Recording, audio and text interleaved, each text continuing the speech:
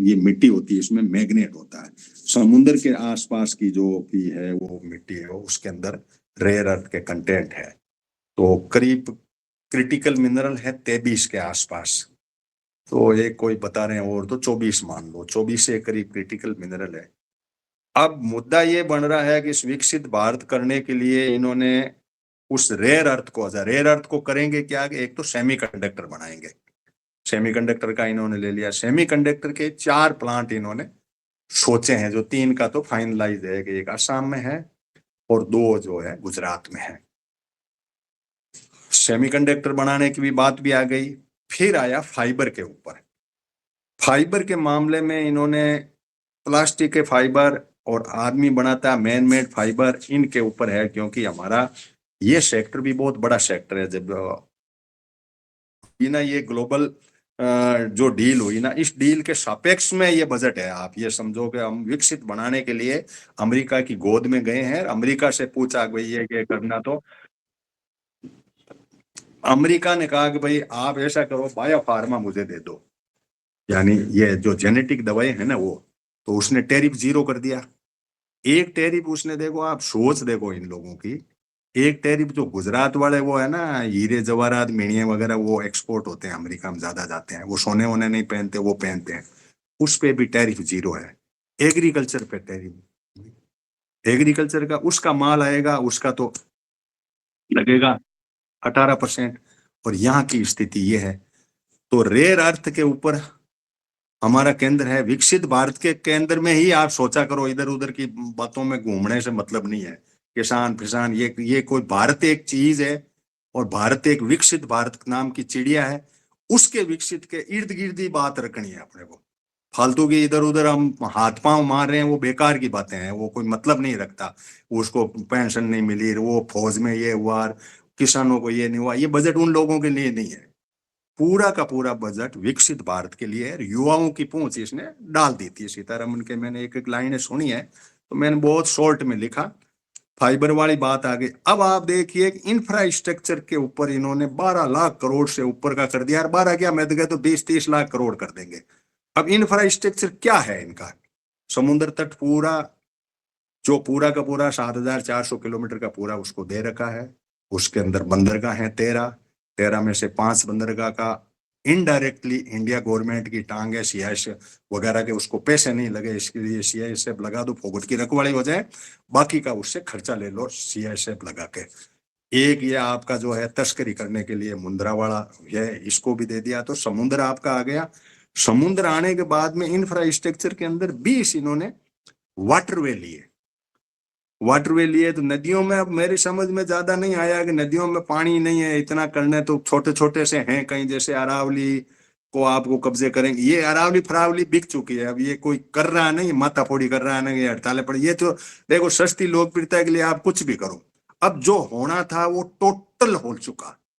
अब आप विकसित भारत के नागरिक हैं और उसकी तरफ भी बढ़ रहे हैं। इसलिए दिमाग को इधर उधर घुमाने से मतलब नहीं है कि इसका भला कर दूं और इसका कर दूं। जैसे जैसा राम जी कह रहे थे, अब धरना हम वो चेंज करेंगे, कुछ भी कर लो, धरने फड़ने कोई नहीं है।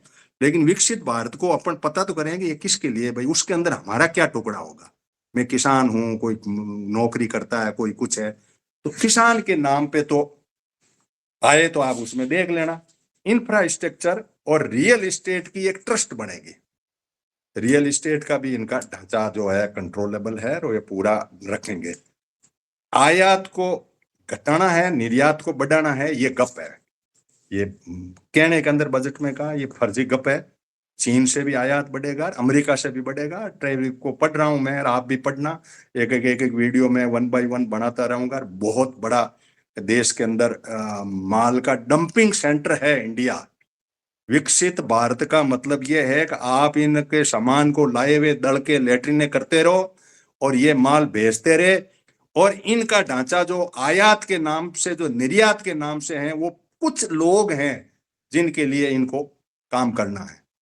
कुछ लोग का मतलब है आपका जो प्राइमरी प्रोड्यूसर, जैसे मैंने आज का वाला वीडियो में कहा कि भाई दूध की एक बूंद बाहर नहीं जाती। बोलो आप, भारत इतना बड़ा देश है, सबसे बड़ा उत्पादक है दूध का। अब लोगों को ये पता ही नहीं कि दूध कैसे नहीं जाता। संसद को मैंने पिछले से पिछले में आया था, आप लोग पशुओं के थन ही नहीं धोना जानते, हाइजीनिक पॉइंट ऑफ व्यू से आपको पता ही नहीं कैसे करना करना, डिटोल लगाओ वो लगा करके वो दास्ताने पहनो, फिर दूध निकालो, फिर दूध के हिसाब से हाइजीनिक तब लेते हैं वो। बायोसेफ्टी के अंदर वो कंट्रीज जो है अपने आप में चेक करती है, आपका दूध कहीं नहीं जाता, दूध के प्रोडक्ट जाते हैं, और उधर वाले प्रोडक्ट आपको मेक्सिको अमेरिका ला करके ठोक देते हैं आपके, और आपकी कंपनियों को कंपैरिजन में डाल रहे हैं, तो कंपनियां रूल रही, ये मरेंगे। देखो अपन तो मरेंगे ही, अपना तो कोई अब धनी धोरी नहीं है, लेकिन मुझे इस बात की खुशी होगी कि जो छुट भैया ये जो है ना, ये कॉरपोरेट, ये बीच का, ये इसका पूरा सत्यानाश होगा, पूरा का पूरा, इन बजटों के जो डेटा बोल रहे हैं। तो इसलिए आयात और निर्यात के अंदर इनका, अब तीन के अंदर इसने जीरो टैरिफ किया। एक तो हवाई जहाजों के पार्ट हैं, उस पार्ट को ले जा करके वहां रिफाइन करके आपको F-35 बना करके आपके ठोक देगा कि इससे युद्ध लड़ तो जा, ये करके। एक वो मिणिया मिणिया जाते हैं वो सूरत वाले, तो वो गुजराती उनको तंग करते हैं, इसलिए उस मार्केट को सूरत वाले को डेवलप करना था उसको। अब एग्रीकल्चर का क्यों नहीं किया भाई तुमने? किसी चीज का तो कर देते, कोई तो चीज है इस भारत में पैदा होती होगी यार, तुमने अखरोट और उनकी बीमारियों को डाली, उसमें ही डाल दे ले, उसमें क्यों लगा रहा वो टेरिफ 18%, उसमें कम कर दे। आप, मैं तो कहता हूँ अपन भी वो बोने शुरू कर दें, लेकिन ये नहीं है। इसलिए आप उसका बजट का पूरा कंसंट्रेशन अमेरिका की डील के साथ में लिंकअप है पूरा का पूरा।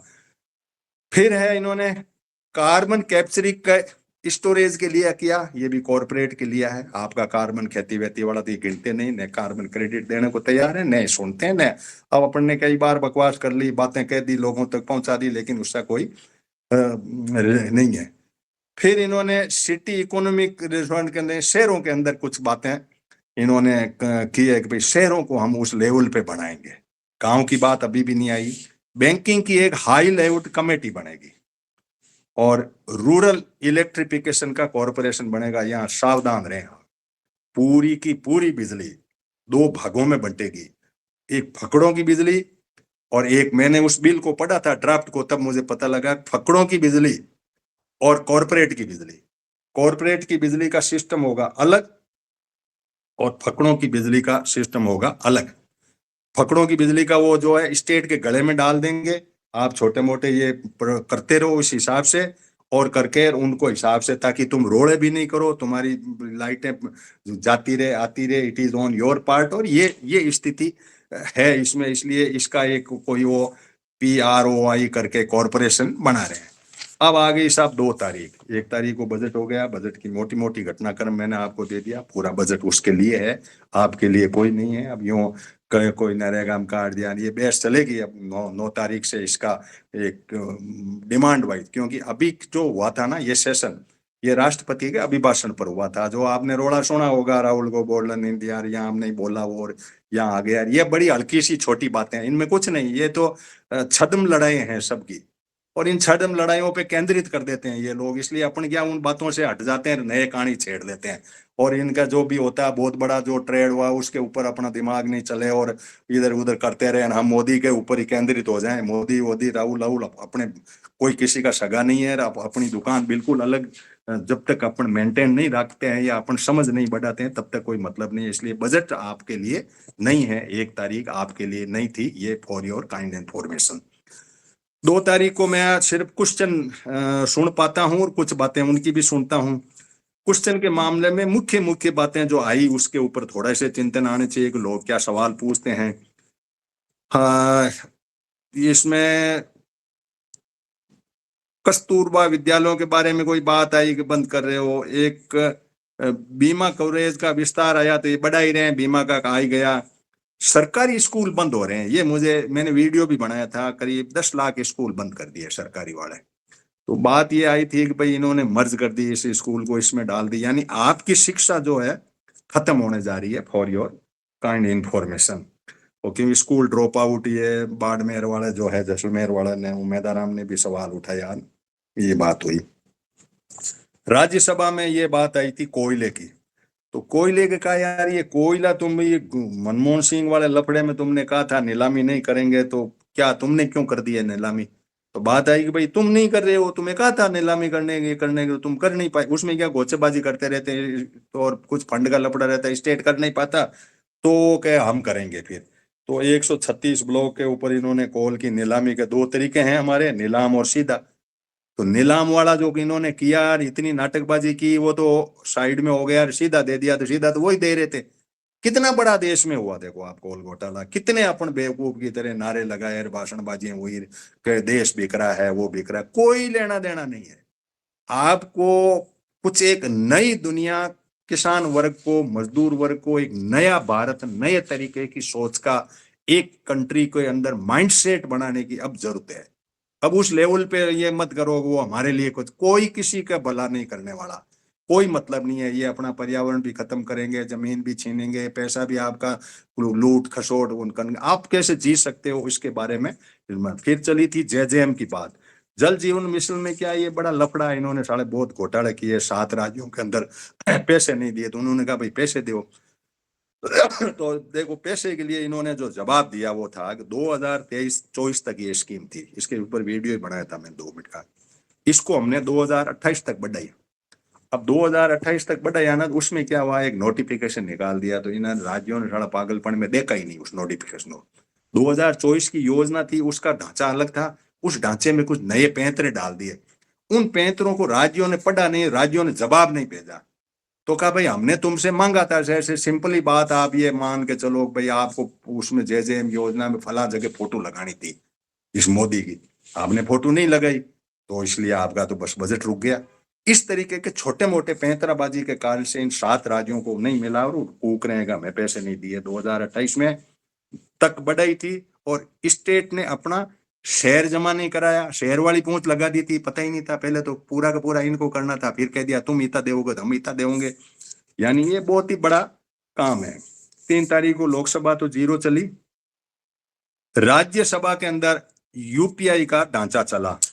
यूपीआई के अंदर 8 देशों में ये लोग बाहर यूपीआई का ठेका ले रखा इन्होंने। और मुद्दा ये छिड़ा था कि यार यूपीआई में तुमने ये कैप क्यों लगा रखी है, मतलब कुछ आप जैसे दिन भर में जो है वो लिमिट बांध रखी है कि इससे ज्यादा नहीं निकाल सके, तो इससे क्या बीमारी है आपको, ये क्यों लगा रखी है। तो बात उभर के ये आई थी कि इन्होंने वो दूसरी कंपनियां पेटीएम वगैरह, ये चाइना वाले, इनको भी साइड में पालनी थी। तो यूपीआई तो इंडिया की थी, इसको यहाँ आता, लेकिन उसको पालने के चक्कर में तो यानी सब हिल मिल के दुनिया चलती है और अकेला नहीं चलता। मतलब चीन भी अपना ही दोस्त है, उसकी भी चला लो, ठीक है ना। अब मैं आपको एक स्वास्थ्य के लिए विशेष बात बता रहा हूँ, इसमें राम प्रसाद जी के लिए विशेष रूप से ये टॉपिक है, आप इसको पूरा अवेयर करो, मेरा वीडियो भी है। साल्ट के मामले में अब देखो, आप लोग जो नमक पैदा कर रहे हो उसमें जो टांग होगी, या तो या सही भी होगा, ये मैं नहीं कह सकता। सवाल ये आया था कि जो सांसद जिसने पूछा था वो रिसर्च करके आया था, वो रिसर्चेबल कोई था, वैज्ञानिक था, वो नाम मुझे ध्यान नहीं है। तो उसने कहा जी भारत का आदमी 8 से 10 ग्राम नमक खाता है, और डब्ल्यूएचओ की या मेरी रिसर्च जो भी कह रही है उसके अनुसार 2 ग्राम नमक खाना चाहिए। ये नमक ज्यादा खा रहा है। तो मंत्री ने कहा ज्यादा खा रहा है। तो नमक दो होते हैं, एक पोटेशियम वाला है और एक सोडियम वाला है, तो क्या करोगे अब। तो कहा कि आई डोंट जैसे आपको मतलब आयोडीन के लिए कितना बड़ा गंगा हो जाएगा, और वो करके कितना उद्यम मचाया। अब कह रहे हैं कि इस आयोडीन की जरूरत नहीं है। अब एक नमक आपको देंगे हम एलएसएस के नाम से, लो सोडियम साल्ट के नाम से, जो फोर्टिफाइड हो रहा है।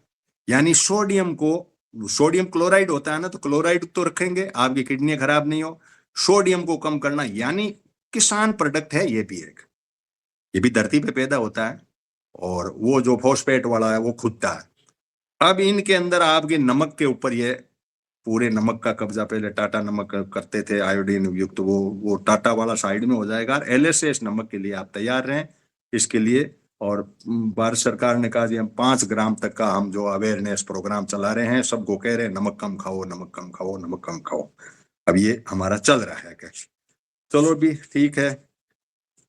फिर आया था मेडिकल के ऊपर, जो राघव चड्ढा ने मुद्दा उठाया कि यार ये कुछ दवाएं जो है 600% से लेकर के 11% ऊपर दवाइयों की कॉस्ट जा रही है, तो आप क्या करोगे भाई, इसमें ड्रग पॉलिसी क्या है।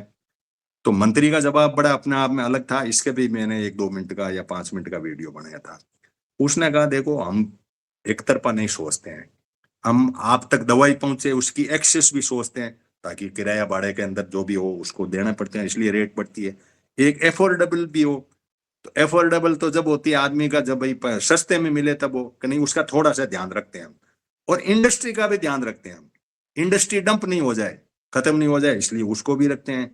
तो फिर कहा कि भाई डॉक्टर के ये ट्रिप लग रहे हैं हवाई जहाजों में, बेटा बिटू के देखो ये जो आईएमए का काम है, ये कोड ऑफ कंडक्ट, ये भारत सरकार नहीं देखती। अब बोलो पूरे गोरख धंधे के अंदर भारत सरकार नहीं देखती, दवाइयों को आयुष्मान भारत में आपको उलझा दिया, आप उन दवाइयों के लपड़े में पड़े हो, 1100% की दवाएं सेंस करके कोई लूटे कोई करे, योजना ठोक दो कर दो, आपका पैसा आपका बजट, और आप उसको योजना को लेकर के कोई गोचेबाजी में उलझते रहो, करते रहो। कोई मतलब किसी प्रकार से सरकार अपनी जिम्मेवारी नहीं लेती।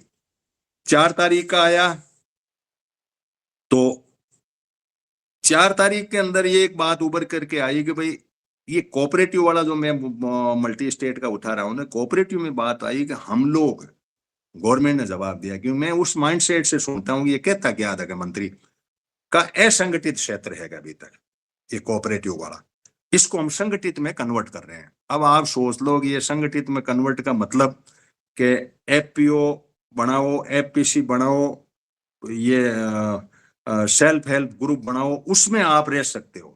इंडिविजुअल फार्मर कैटेगरी जो है वो खत्म होनी है।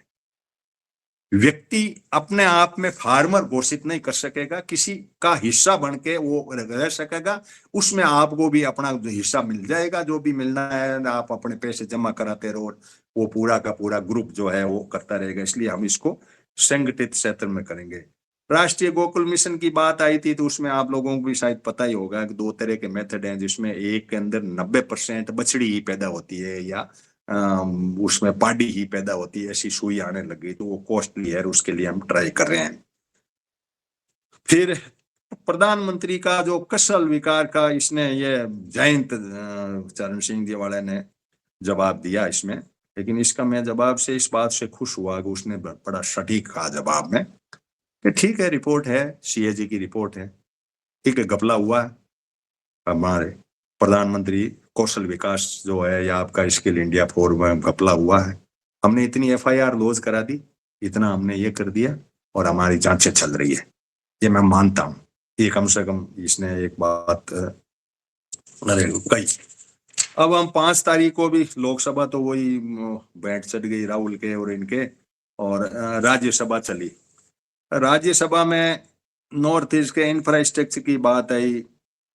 एक बात और है जिसका मैंने वीडियो बनाया था, role of Bharat gen AI, ये एक पोर्टल बना है, मतलब ये जो है एआई का जो है भारत जैन के नाम से बना है, आप लोग भी यूज करो। इसमें 11 भाषाएं जो है, इसमें टेक्स्ट होगा, ऑडियो होगा और इमेज होगी, इसके ऊपर होगी, और 15 भाषाओं पे हमने करीब करीब कर दिया है फाइनल। 11 पे हो गया और 15 का लगभग हो गया फाइनल, और 22 भाषाओं में हमने करना है। तब मुद्दा ये उठा था कि यार इसमें कोई जीपीयू होता है, इतना नॉलेज मुझे नहीं है, ग्राफिक प्रोसेसिंग यूनिट होती है कोई, सीपीयू अलग होता है, जीपीयू अलग होता है।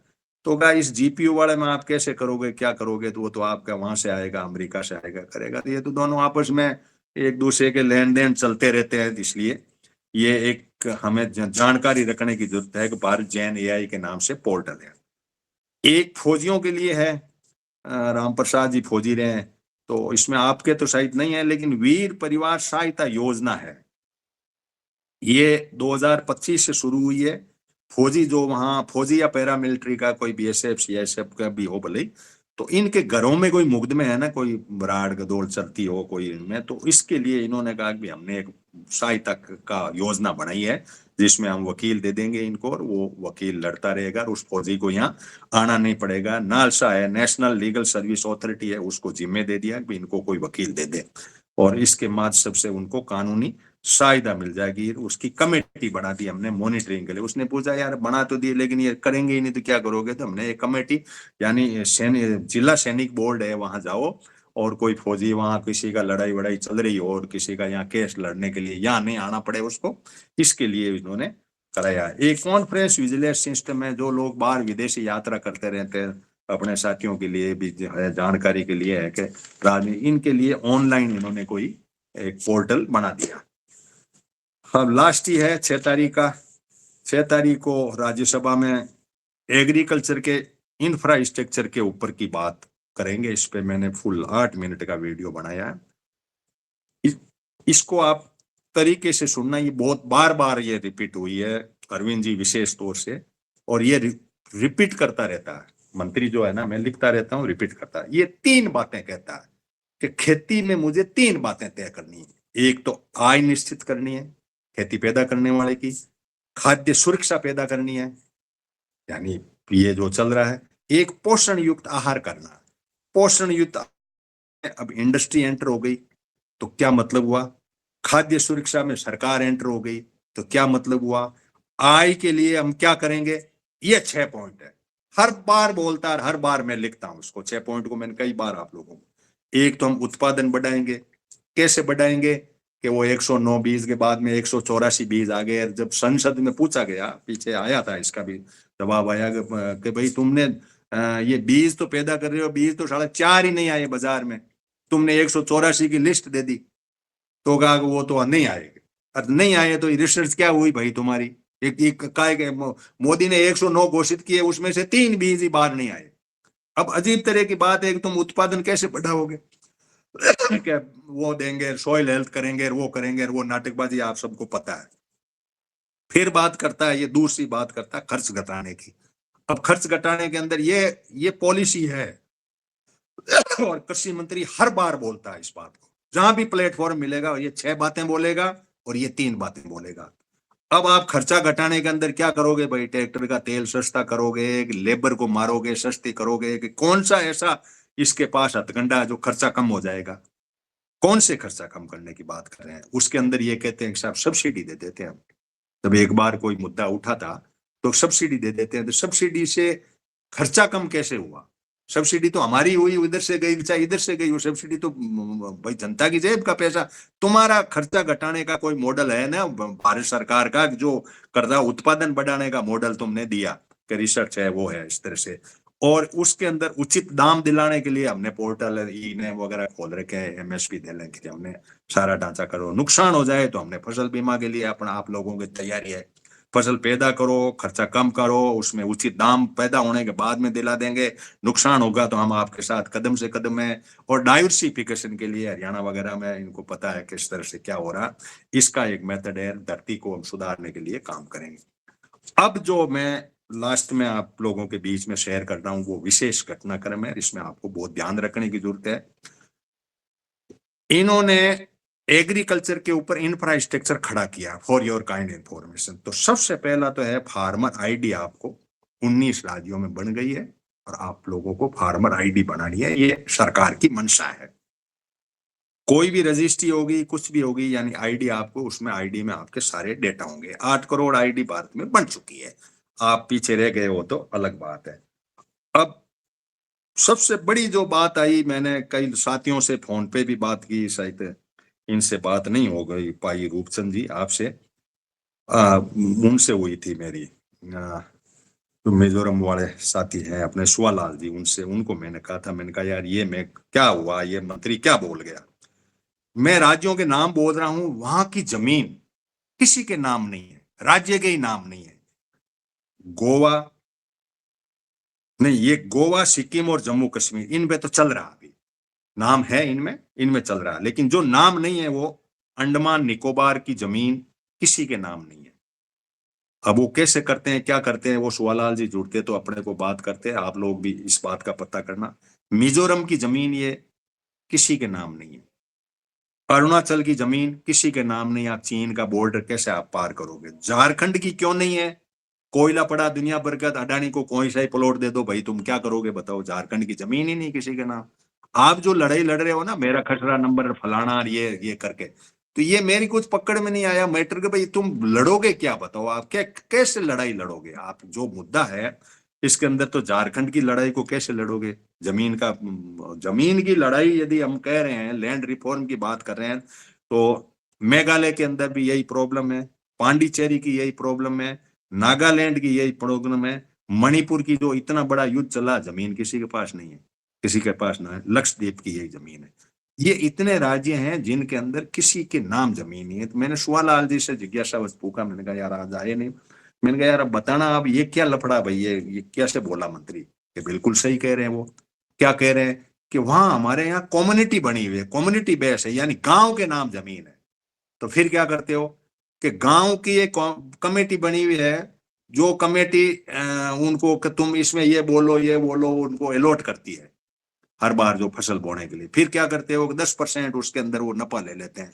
अब ये व्यवस्थाएं कहाँ हैं, कैसे हैं? हम भारत के नागरिक हैं, इसलिए हमें ये जानकारी भी होनी चाहिए। ये कई चीजें मिलती है कि अजीब तरह का हमारा मॉडल है कि हम इधर फार्मर आईडी बना रहे हैं, तो यहाँ कौन से फार्मर हुए, इनको 6,000 रुपए कैसे दे रहे हैं ये लोग, किस व्यवस्था में है, गॉड नोन।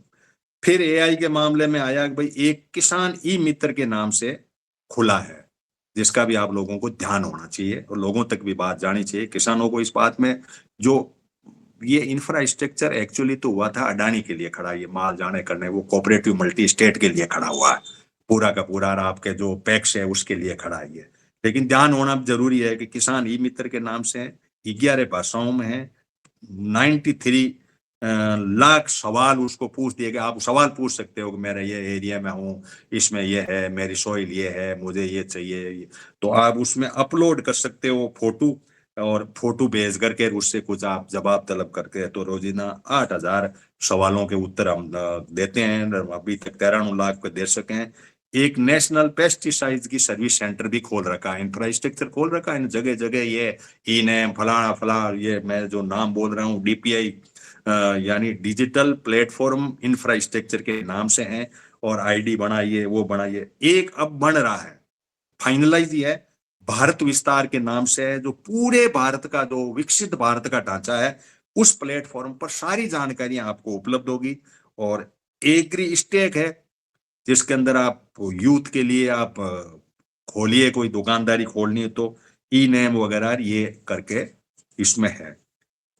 फिर इसी में कृषि मंत्री का जवाब है, जो फसल बीमा वाले लोग हैं, ये ज्यादातर, जस्ट जी आप सुनना इस बात को, विशेष रूप से बड़ी हड़तालें करते हो आप लोग, लेकिन पता होना जरूरी है।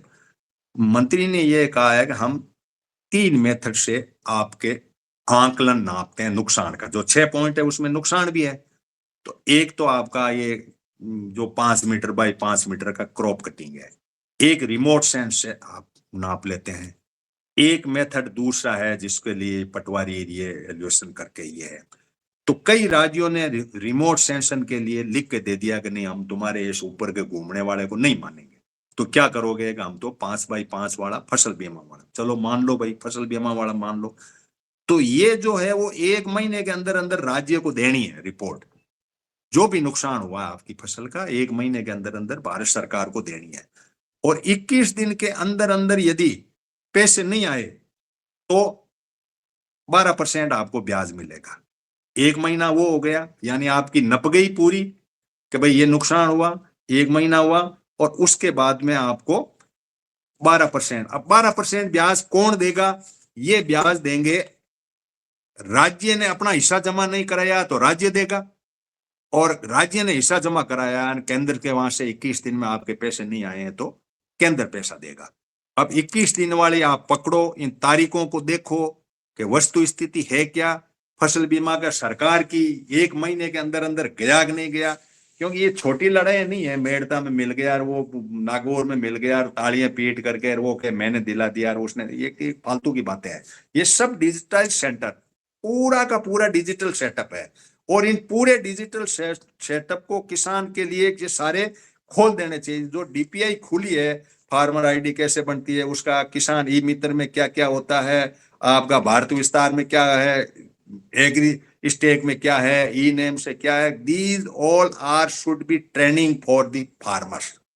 समय के साथ बदलना पड़ेगा, किसानों को बदलना पड़ेगा, किसान बच्चों को इसमें लॉन्च करना पड़ेगा, इसके सिवाय अपने पास चारा नहीं। हम भले ही दलदल में फंस रहे हो, अब ये मैं इसको अलग माइंड से सोचता हूं, भले ही हम इसको दलदल में फंस रहे हैं, क्यों, हम डेटा दे रहे हैं, डेटा देने के बाद में डेटा कैप्चर हो रहे हैं। अब नहीं भी दो तो इस देश से बाहर तो आप जा नहीं सकते, आपको रजिस्ट्री करानी है तो आपको डेटा देने पड़ेंगे।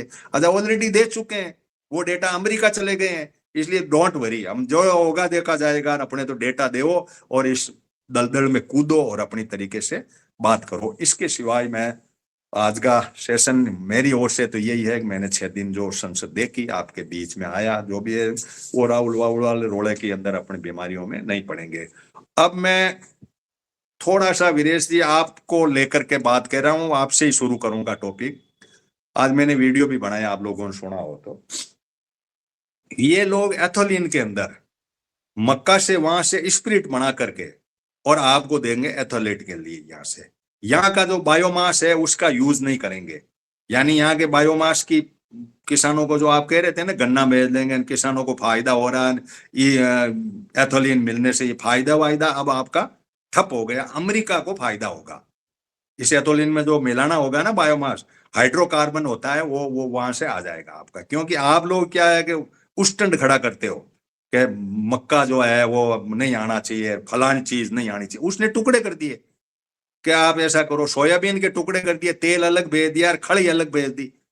इसी तरह से इसने जितने भी है ना पूरे, वो बायोमास को 2 टुकड़े कर दिए। अब खड़ आएगी ताकि भारत की गाय जो मीथेन निकाल रही थी, ट्रंप ने आपको धमकाया था कि 85 गुना निकाल रही है, और ट्रंप ने कहा था कि मेरे ये जो है ना ये केक जो है इसको आप खाइए आप, और आपकी गाय को दीजिए ताकि ये पाद निकलता है ना, इसके अंदर वो गैस नहीं निकलेगी मीथेन, और आप बड़े आनंद से, आपकी गाय भी रहेगी, मस्त रहेगी। वरना ये गाय तो बहुत कार्बन डाइऑक्साइड से ज्यादा कर रही है, तो बीमारी है गाय तो, जिस माता को लिए हम घूम रहे हैं वो भारी बीमारी है। अब जो एग्रीकल्चर का जो हुआ है, मेरी भी चल रही है स्टडी, आप भी पढ़िए। अब एथोलिन पे खतरा, एथोलिन का जो भी वो हाइड्रोकार्बन का सेटअप है वहां से अमेरिका से आना है। और उसी के अंदर, क्योंकि मैं वो आज के वीडियो में मैंने बनाया था, उसके अंदर था dried distal grain with soluble है। यानी मक्के को क्या करेंगे, वहां से वो निकाल के जूस जास निकाल के, और ये डीडीजीएस के नाम से निकाल देंगे। अब डीडीजीएस के नाम से निकाल के आपको दे दिया क्या करके, खड़ के रूप में दे दिया। भाई कचरा वहीं फेंक देता तू, लेकिन नहीं, उसने वो बना दिए, एक डीओसी के नाम से है, डी ऑयल्ड केक, केक बना दी, तेल निकाल के सोयाबीन वाली केक बना दी। ये मेरी केक ले जाओ। तो हुआ कि नहीं हुआ माल? एग्रीकल्चर का ही तो माल है। अमेरिका का एग्रीकल्चर के एक चीज को, प्राइमरी प्रोड्यूस को टुकड़ा करके एक टुकड़ा आपको पकड़ा दिया, तो आपको लगा ही नहीं, अरे यार तेल तो पहले ही ला रहे थे, क्या फर्क पड़ा, ले आए। लेकिन सोयाबीन के खड़ थोड़ी ला रहे थे, क्यों लाए हम खड़? खड़ यहाँ के बनाए तो बैठे नहीं। हम एथोलिन के लिए यहाँ कर रहे थे, बायोमास ले रहे थे किसानों से, वो नहीं, और वहां से आ गया ऐसा मक्का लाना था कि मक्का तो सीधा ले नहीं रहे हैं, किसान रोड़ा कर रहे हैं। हमारे ज्ञान को ये लोग पहले भांप जाते हैं। हम जिस माइंड सेट से सोचते हैं उसके पहले सोचते हैं कि इसका नाम चेंज कर दे, इसको यूं घुमा के दे दे, इसको इस थैली में पैक करके दे दे, तो ये माल भेजेंगे। अब बोलिए वीरेश जी, आप भी इसको पढ़ना, आज वाले वीडियो को सीरियसली सुनना। मैंने 8 1 मिनट का बनाया है वीडियो आज का, ये जो डीडीजीएस के नाम से सरदाना है एक, वो इकोनॉमिक्स का, उसको सुना, 2 4 को मैंने और सुना, तब मुझे ये अंदर पोल लगी। तो उसके अंदर देखो, मैं एक लड़ाई और लड़ रहा हूँ, जो रूपचंद जी, और कल मैं मीटिंग में थोड़ा वो लोग लंबा खींच जाते हैं, बोलने नहीं दिया मेरे।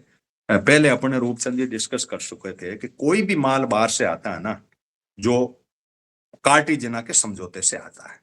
कार्टिजिना का समझौता यह है कि बायोसेफ्टी पॉइंट ऑफ व्यू से हमें उस माल को देखना है कि मेरे आदमियों के खाने के लिए ये चीज सही है कि नहीं है, ये हमें देखना होता है। अब बायोसेफ्टी की जो एक्सेस है, ABSCH के नाम से है, यानी access to biosafety clearing house है। उस क्लियरिंग हाउस में हमें घुसने नहीं देते। मैंने ट्राई की थी, मैं तो नहीं घुस पाया। ये सुरेश जी वगैरह, आपका चैम्बर भी चल रहा है, तो आप देखना कि इसके अंदर बायोसेफ्टी के पॉइंट ऑफ व्यू से जो माल आपका इंपोर्ट हो रहा है अमेरिका से, उस माल को बायोसेफ्टी पॉइंट ऑफ व्यू से आप उस क्लियरिंग हाउस में जा पाएंगे कि नहीं जा पाएंगे? It must he now. बहुत बड़े झमेले हैं, हमें कहाँ चेक करना कौन से माल को हम खा रहे हैं। लेकिन ये है, अब सुबह एक वीडियो आ रहा था कि अमेरिका पूरा जंक फूड बनाता है। आप नहीं ले रहे हो ना कोई चीज वहां पैदा हुई जंक फूड कराता है ना। अमेरिकन के अंदर जंक फूड की आदत है, वो ड्रिंक कर लेते हैं, जंक फूड ही खाते हैं। हमारी लाइफ स्टाइल और उनकी लाइफ स्टाइल में बड़ा अंतर है। वो जंक फूड का ला करके डंप कर देंगे पूरा का पूरा आपके यहाँ, कोई मक्के की फूलियां वो करके इस तरीके से कुछ ऐसे डाल के, नमक वमक डाल के। तो भारत की इंडस्ट्री के लिए उसने वीडियो बनाया था कि तुम सावधान हो जाओ, ढंग से बना लो, तुम्हारा बाप खा जाएगा तुम्हें ये चीजें देख करके। तो ये चीजें मैंने आपके साथ एग्रीकल्चर बेस भी शेयर की, थोड़ा सा उसका भी देखा, बजट का भी देखा, और ये बातें आपके बीच में आई। तो वीरेश जी, अब आपसे ही शुरू करते हैं। जी नमस्कार साथियों सभी को। हम तो बहुत समय से ये बात कह रहे हैं कि हमें सावधान होने की जरूरत है। अब देखिए, आप उसी चीज को नाम लेके कह रहे हैं। मैं कह रहा हूँ एग्री वेस्ट, जो हमारा एग्री वेस्ट है, जिसको हम फेंक देते हैं, कूड़ी पे डाल देते हैं, भूसे में उसमें फेंक दिया जाता है हमारा, उसी को वो पैक करके आपको बेच रहे हैं। भाई, मक्का निकालने के बाद आप क्या करते हैं? उसकी गुल्ली या तो आप जला देते हैं, या जो मक्का है उसको आप उसके छिलके उसको बेकार करते हैं, लेकिन वो एक एक चीज को यूज करके आपको बेच रहे हैं। एथनॉल का सबसे ज्यादा रॉ मटेरियल आपके घर में है। बांस आपके पास दुनिया भर का होता है, बांस से सबसे ज्यादा एथनॉल बनता है, मक्का से एथनॉल बनता है, गन्ने से एथनॉल बनता है, गेहूं से बनता है, चावल से बनता है, आलू से बनता है। आलू आपका देखिए फेंका जा रहा है सड़क पे। भाई, जब आपका आलू गोदाम में नहीं निकलता तो फेंक दिया जाता है सड़क पे, उसे उससे भी एथनॉल बन सकता है, जिसमें स्टार्च है उसी से एथनॉल बनेगा। तो आप उस तरफ तो रिसर्च कर नहीं रहे हैं। आपके लड़के रिसर्च करते हैं बाहर जाके, और वहां वो लोग पैसा कमा के आप ही को रॉ मटेरियल वो बेचते हैं वहां से, और उस रॉ मटेरियल में आप फंसे रहते हैं, उलझे रहते हैं कि इससे बना लो भाई एथनॉल, और जो असली एथनॉल है वो ले जाएंगे। तो मेरा कहने का मतलब ये है कि हमारे लड़के जानते सब कुछ हैं, उसको वो क्यों नहीं एक यूनिटी बना के, उन्होंने लूप होल तो छोड़ा है आपके लिए।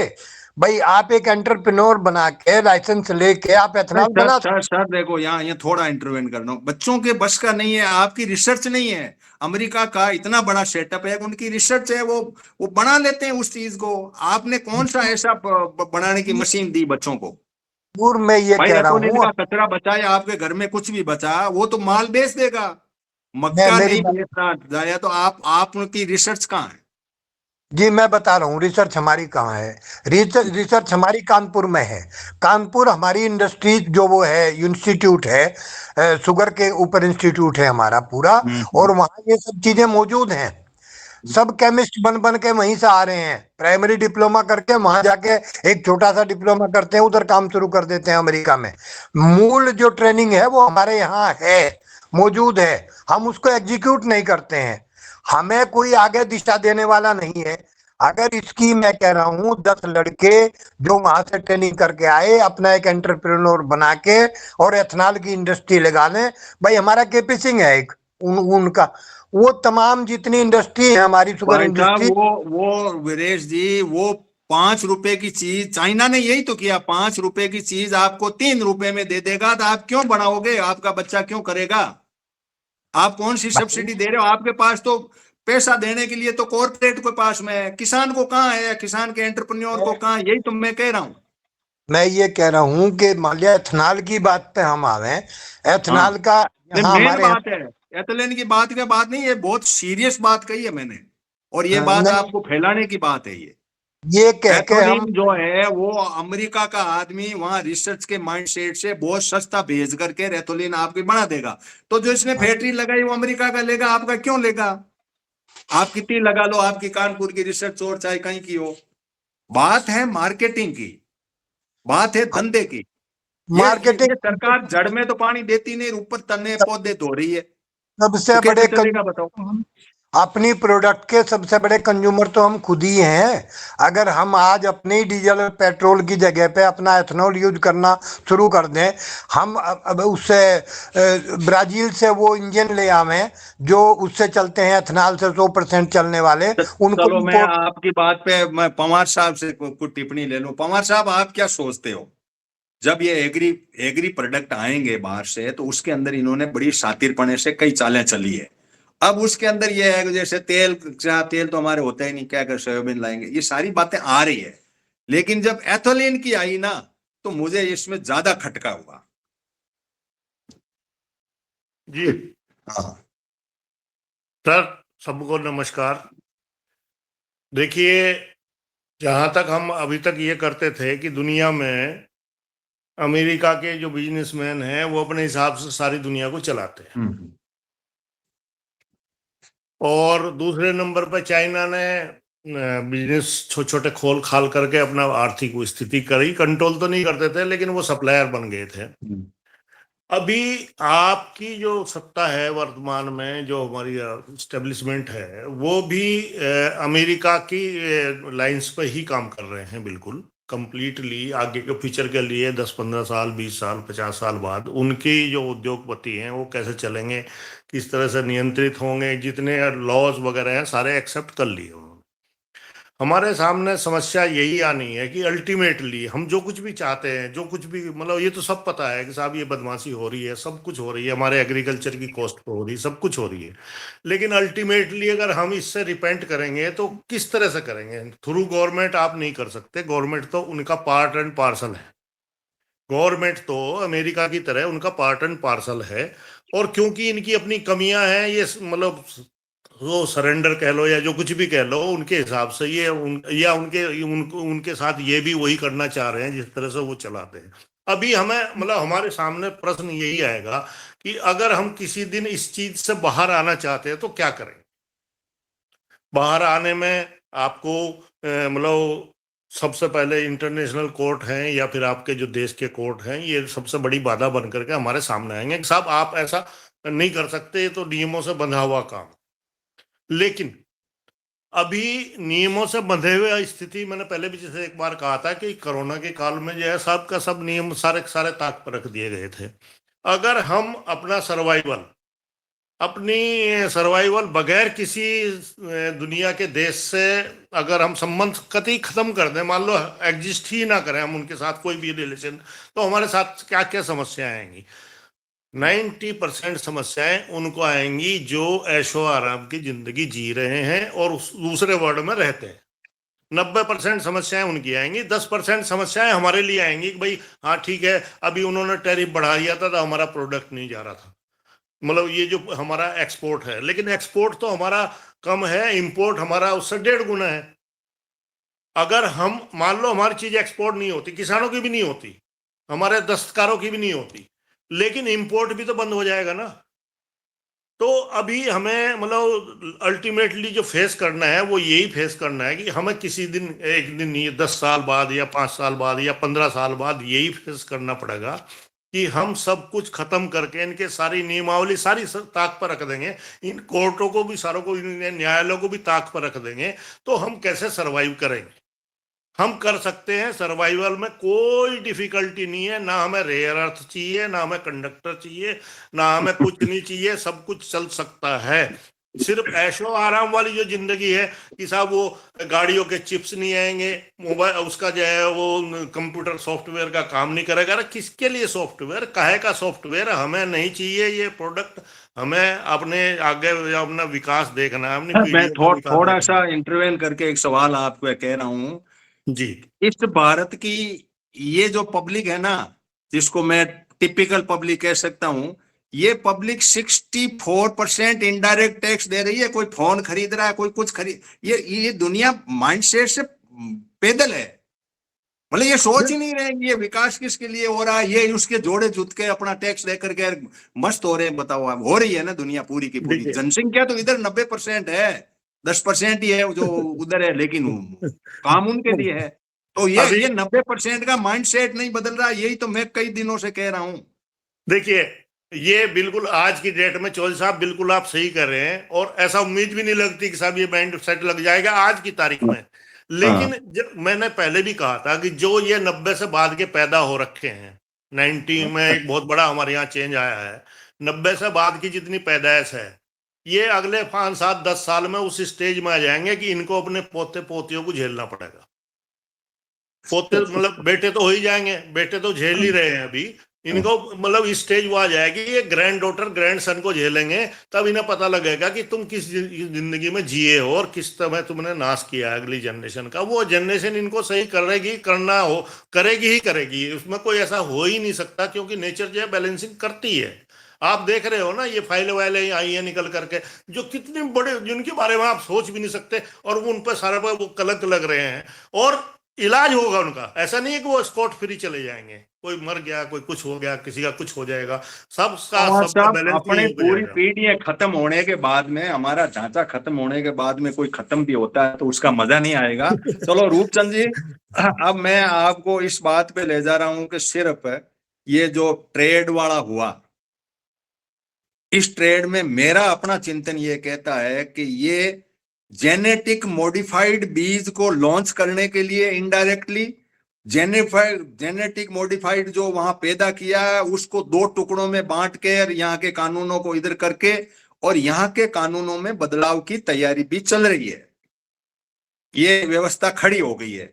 अब जो एनवायरमेंट से जुड़े हुए आपकी टीम और आपके लोग क्या सोचते हैं कि इस एग्रीमेंट को उस माइंडसेट से पढ़ो कि किसान का भला भला, ये बीमारी दिमाग से निकालो कि भला को कोई करने कोई तैयार नहीं है तो कौन करेगा, अपना भला कौन कर सकता है, ये तो कोई हो ही तो होगा जैसा देखा जाएगा। लेकिन यदि जेनेटिक मॉडिफाइड बीज यदि आ गया इनडायरेक्टली, भारत सरकार चाह रही है, अमेरिका चाह रही है और दुनिया के लोग नहीं खा रहे हैं, और हमारे लोगों की पाचन क्रिया इतनी तगड़ी है कि जीएम बीज आएगा इनडायरेक्टली।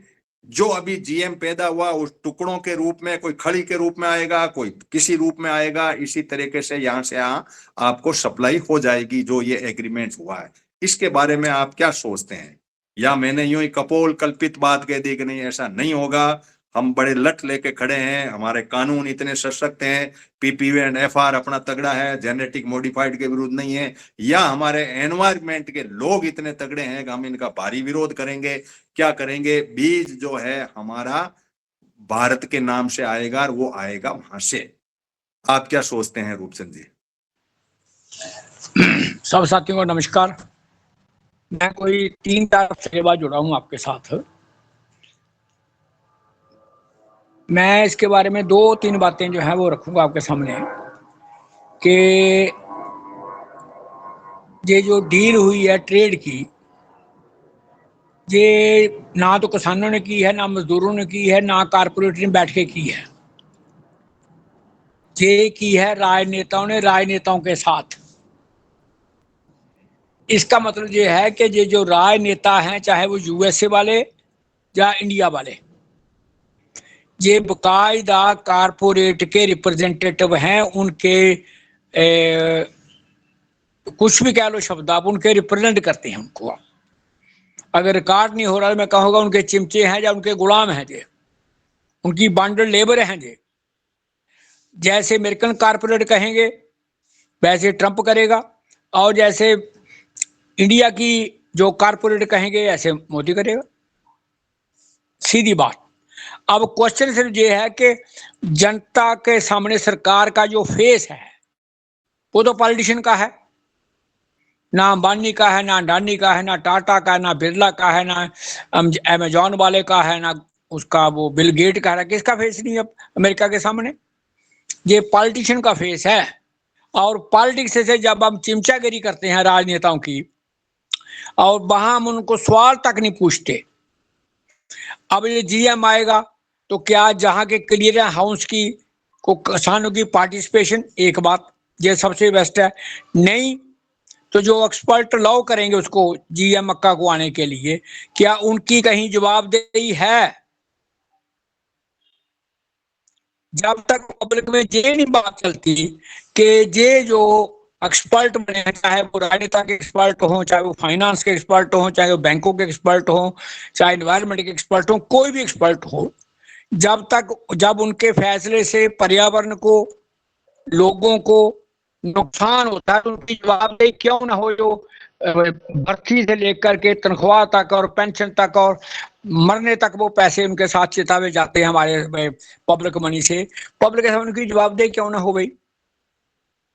एक सीधा सवाल है जो आज पब्लिक को चाहिए कि चाहे वो क्लियरेंस हाउस की बॉडी हो, चाहे वो पुलिस की अथॉरिटी की बॉडी हो, चाहे वो लोकतंत्र के अकाउंटेबिलिटी की बॉडी हो, हर जगह पब्लिक अकाउंटेबिलिटी होनी चाहिए। पब्लिक अकाउंटेबिलिटी, सरकारी अकाउंटेबिलिटी नहीं, पब्लिक अकाउंटेबिलिटी। जब पब्लिक अकाउंटेबिलिटी का एजेंडा चलेगा लोगों में, तो फिर सरकार से कंपल्शन हो जाएगी कि अगर वोट लेना है तो ये बिल वहां पेश कर, नहीं लेना तो जा अपने घर पे जा। और खुद हमने यहाँ पर ये प्रैक्टिस करें अपने यहाँ पंचायतों में, ब्लॉकों में, कि क्या हम पब्लिक अकाउंटेबिलिटी की आदि हैं या नहीं है। जा वही भाई ब्रिजदा भाई भतीजा वाला चोरी से पे अपना काम निकालो, बाकी देखेंगे।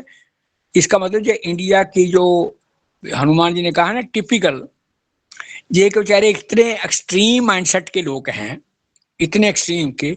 इसके सामने मैं कंपैरेटिव 2 एग्जांपल देता हूँ आपको। एक तो अफगानिस्तान की 1974 के बच्चे देखो, बच्चियां देखो, स्कर्ट पहन के स्कूल जा रहे हैं। और 2024 में देख के देखो कि कोई बच्ची स्कूल नहीं जा सकती। एक बात, इसका मतलब पीपल के माइंडसेट को चाहो तो आप एडवांस ले जाओ, पीपल के माइंडसेट को चाहो तो रिवर्स ले जाओ। जहां कमल राइट्स हुए उसके बाद भाईचारा बना, और 2014 में किसी कहा आ गई कि आप बीज के नाम पर वो मर्जी करो, गौ रक्षा के नाम पर जो मर्जी करो। मगर बीजेपी और शिवसेना ने 3 करोड़ रुपया बीफ कंपनी से चंदा लिया है, कोई पूछता ही नहीं। इसका मतलब जब इतनी डुप्लीकेसी में है हम, इतनी दुविधा में हैं हम, या इतने अनइन्फॉर्म्ड कहो हम, या इतने हम दबे हुए हैं, फिर वो पुराना शिकवा ये बदला मकाएंगे, जब वो बदला मकाएंगे, सब नॉनसेंस की बातें लोगों को पीछे ले जाने वाली है। अगर रूपचंद जी, मैं आपके सवाल को मैं आप मुझे नहीं पकड़ पा रहे हैं।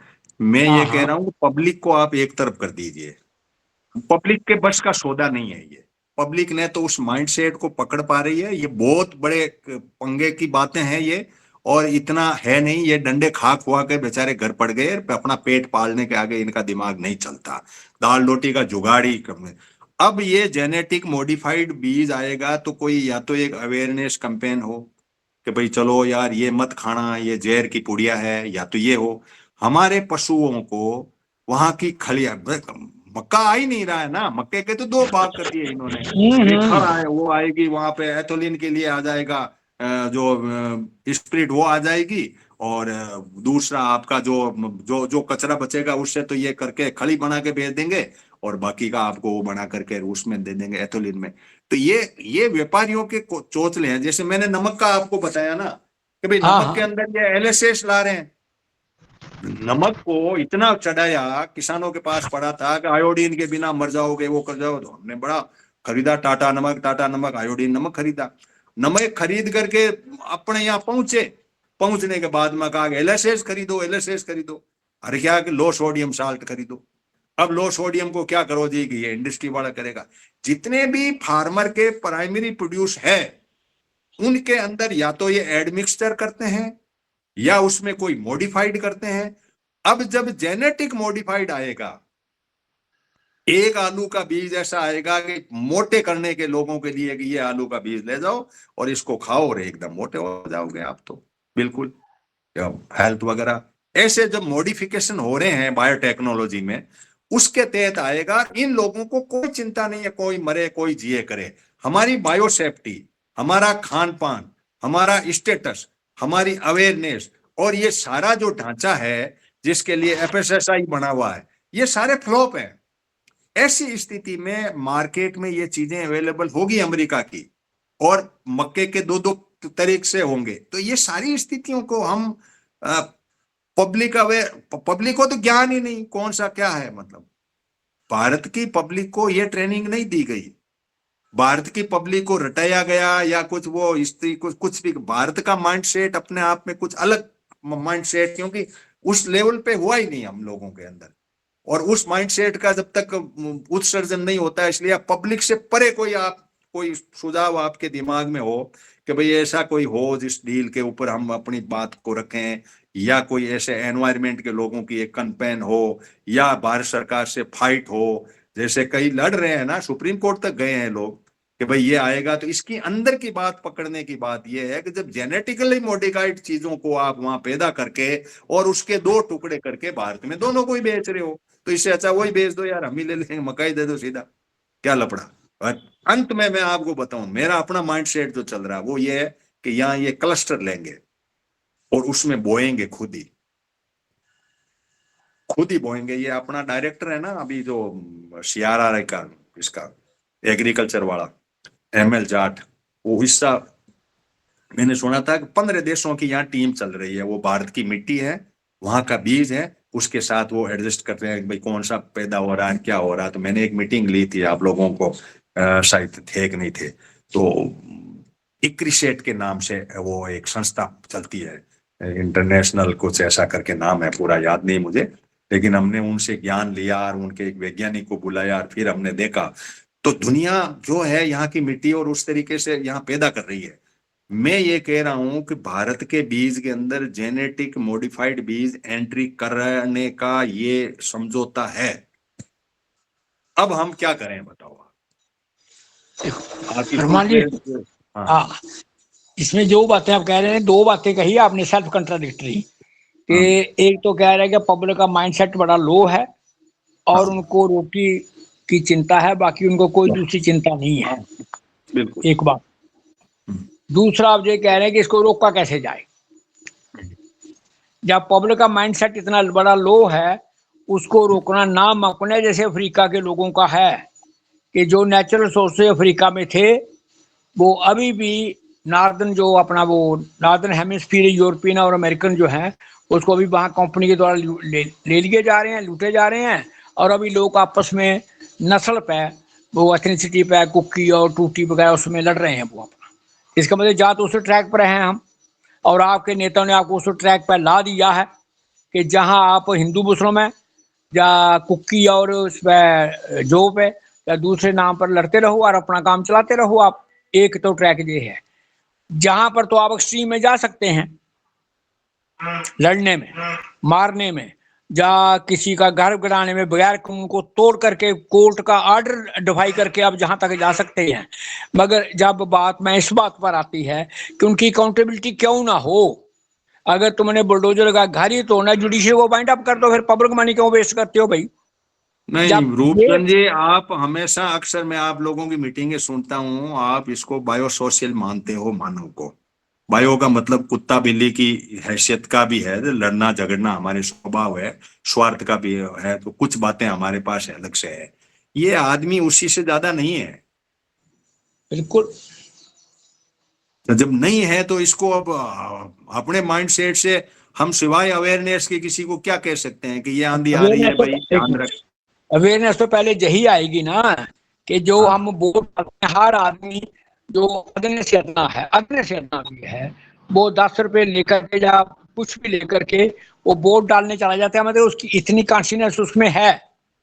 अगर ये कॉन्शियसनेस उसमें आ जाए कि ये जो फूड आ रही है तुम्हारे बच्चे के लिए घातक है और ऐसे ऐसे उसको हो जाएगा, अगर वोट डालेगा तो ज्यादा आएगा, नहीं डालेगा तो ये हो जाएगा, उससे बात कर ले तू भाई। तो कहने चलो का मतलब यह है कि ठीक है। जब इसको हम सुवालाल जी पीएम जुड़ पॉलिटिक्स, गए। सुवालाल जी आप थोड़े लेट जुड़े, हाँ लेकिन हम आपसे एक ज्ञान लेना चाह रहे थे, मैंने आपसे थोड़ा सा डिस्कशन किया था और मेरे साथियों के बीच में भी आप शेयर कर दो। मैं इन जिन राज्यों के नाम पढ़ रहा हूं उन राज्यों के नाम जमीन नहीं है, ऐसा मंत्री ने संसद में कहा। अंडमान निकोबार, मिजोरम, अरुणाचल, झारखंड, मेघालय, पुडुचेरी, नागालैंड, मणिपुर और लक्षद्वीप। तो मिजोरम से आप हैं तो मेरे ख्याल से ये आसपास के ही हैं। झारखंड में क्यों नहीं है इनके पर, जबकि ये अडानी पूरा ये कोयला वोयला खोद के ले जाएगा, ऐसा हम सोच रहे हैं। मेघालय है तो वहां पहाड़ियां हैं तो उनके अंदर कोई इनका रिकॉर्ड ही नहीं है। अब सरकार ने ये घोषणा की थी कि हम इनको कुछ बजट दे रहे हैं, ये हम कुछ ऊपर से घुमा घुमू कर करेंगे। अब इसके बारे में थोड़ी सी हमारे बीच में शेयर करो आपके भाई फैक्ट क्या है, क्या उसमें कुछ ऐसी जानकारी आपके ध्यान में हो तो साथियों के साथ में करेंगे। सेशन रिकॉर्ड भी है, लोगों तक बात भी जाएगी तो सुनेंगे। सुवालाल जी।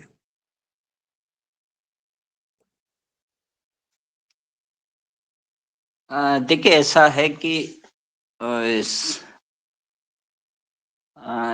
इंडिपेंडेंस से पहले ये जो आपने स्टेट के नाम बताए, एक झारखंड को छोड़ के नॉर्थ ईस्ट के हिल एरियाज और जो एथनिक ट्राइबल एरियाज थे वो रेस्ट्रिक्टेड थे पार्शियली और कंप्लीटली, और प्रोहिबिटेड थे।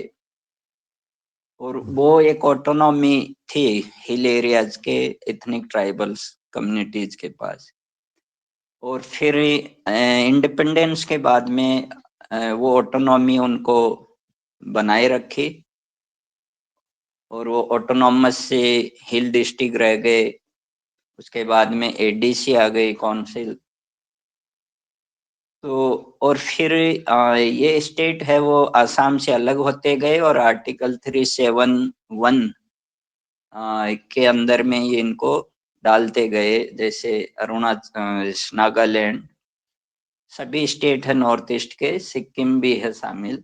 तो आर्टिकल 371 में अगर आप पढ़ोगे इसके क्लोज, सब क्लोज को, तो इसमें लैंड सबसे इम्पोर्टेंट आता है कि वो लैंड यहाँ के कम्युनिटीज के नियंत्रण में होगी, ओनरशिप में होगी, न कि स्टेट या गवर्नमेंट के अंडर में नहीं होगी।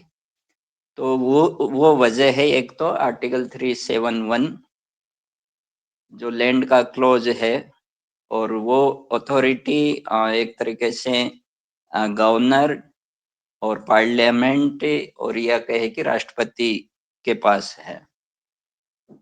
तो एक तो वजह यह है। दूसरी वजह है यहाँ एडीसी है, ऑटोनोमस डिस्ट्रिक्ट काउंसिल है, और उसमें जो एडीसी एरिया है वो वैसे ही एडीसी जो है वो कम्युनिटी की गवर्नमेंट कहलाती है। चाहे वो रिप्रेजेंटेटिव हो, लेकिन वो एक तरीके से कम्युनिटी गवर्नमेंट होती है। उसमें स्टेट गवर्नमेंट की पावर्स भी नहीं है, यूनियन गवर्नमेंट का भी कोई रोल नहीं होता है। खाली उसमें पार्लियामेंट ही अमेंडमेंट कर सकती है तभी, और वो भी मुश्किल है।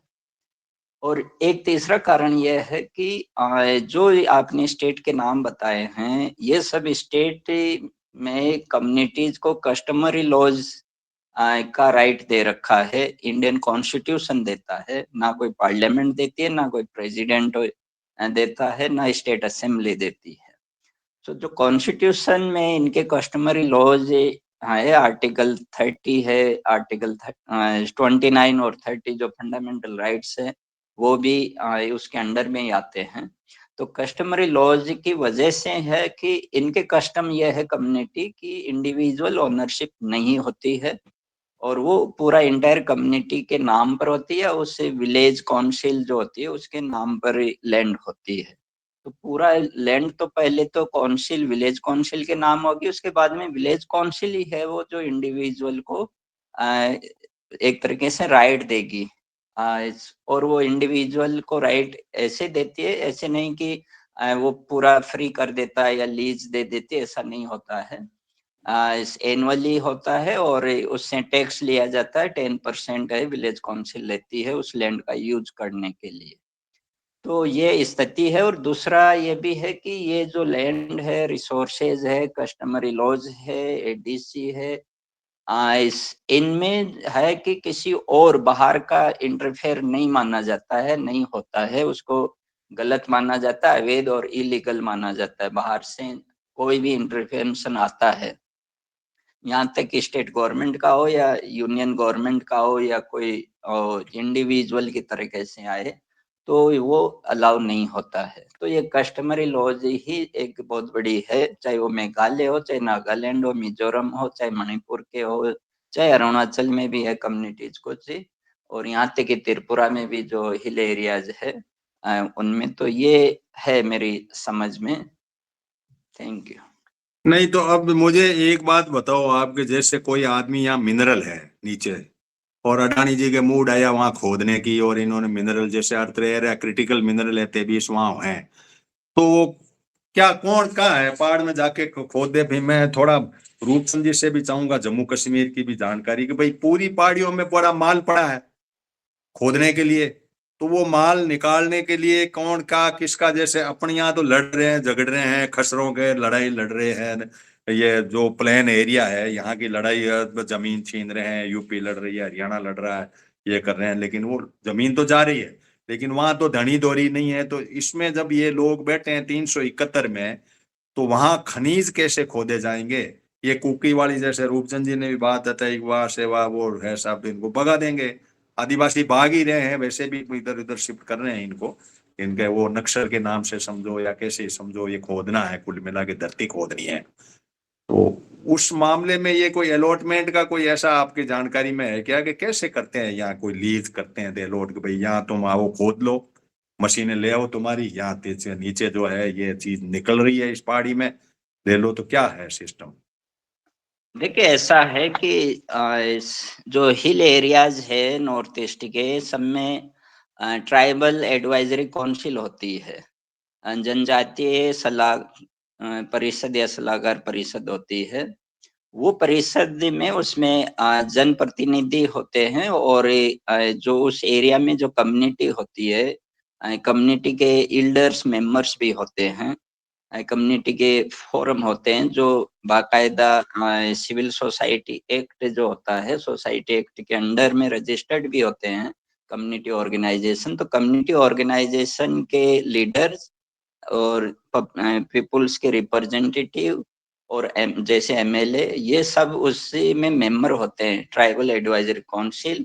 जब ये एडवाइस देंगे, परमिशन देंगे, तब गवर्नर उसको एक्सेप्ट करेगा, और जब गवर्नर एक्सेप्ट करता है तब फिर बाकायदा पार्लियामेंट पहले उस पर निर्णय लेगी, या राष्ट्रपति उस पर निर्णय लेगा अगर ट्राइबल का राइट का इश्यू है या लैंड का इश्यू है। उसके बाद में स्टेट असेंबली उस पर कोई कानून बनाएगी, तभी वो लैंड या मिनरल्स है वो माइनिंग के लिए अलाउ किया जाएगा। इसलिए अभी नॉर्थ ईस्ट में जो ट्राइबल एरियाज है, हिल एरियाज है, एडीसी एरियाज है, जहां पर ट्राइबल एडवाइजरी काउंसिल है, अभी कोई भी प्राइवेट कंपनी का कोई माइनिंग नहीं है यहाँ पर। ये है स्थिति। Thank you. चलो रूपचंद जी, थोड़ा सा आपसे मैं जानकारी ले लूं। लिथियम आप लोगों के पास बहुत है, और हमने 370 हटाई इसलिए थी कि लिथियम हमें देना था, सोलर प्लेट में चाहिए थी। इधर इनका क्रिटिकल मिनरल है, क्योंकि मैं मिनरल पे मैंने काफी स्टडी की, क्रिटिकल मिनरल कितने हैं, कहाँ गए, क्योंकि एमएमडीआर जो एक्ट बनाना, उस एक्ट को जब मैंने पढ़ा तो उसमें कुछ अलग ही लगा। एक्ट में इन्होंने इस तरह की व्यवस्था की है कि ये, जैसे सुवालाल जी ने ये बात तो जरूर कही है कि उनको पूछेंगे करेंगे, लेकिन सर्वे के लिए इन्होंने कोई ट्रेंच खोल के देखो, नीचे खोद के देख लो, ऐसी मशीनें लगा के ये वो सूंघता है ना कोई आदमी कि यहाँ क्या मिलेगा, यहाँ क्या मिलेगा, तो सूंघने की परमिशन इन बिलों में इन्होंने दे रखी है। इन्होंने 2015 के बाद में 5-6 बार एमएमडीआर एक्ट 1954 को बड़ा बदलने के बाद में मैं इसको शैडो कैबिनेट के नाते इनकी स्टडी करता रहा कि ये क्या करना चाह रहे हैं, क्या करना चाह रहे हैं। तो इन्होंने को लगा कि क्रिटिकल मिनरल को खोदेंगे एक तो, और एक इनको रेयर अर्थ की जरूरत है, इनको ये चाहिए। और सोना चांदी का भी है, चांदी की बड़ी बीमारी है, तो चांदी अभी मिली नहीं हमें। और कुछ इधर पेट्रोल वगैरह इनका भी है, समुद्र में भी कुछ है, तो समुद्र के अंदर भी खुदाई चली, बाहर भी खुदाई चली, तो पहाड़ियों की खुदाई है। तो अब जम्मू कश्मीर का लिथियम हम कैसे लाएंगे? आपके वहां खसरे वसरे हैं, मकान, वो कैसे, क्या है जमीन का सेटअप, क्या है आपका? जम्मू में हो सकता है, कश्मीर की क्या स्थिति आपके ध्यान में हो भाई? कैसे खोदेंगे, क्या करेंगे ये रूपचंद जी? जहाँ ये लिथियम निकला है ना, वो पीर पंचाल से लोअर और अपर शिवालिक के हिल्स हैं वो।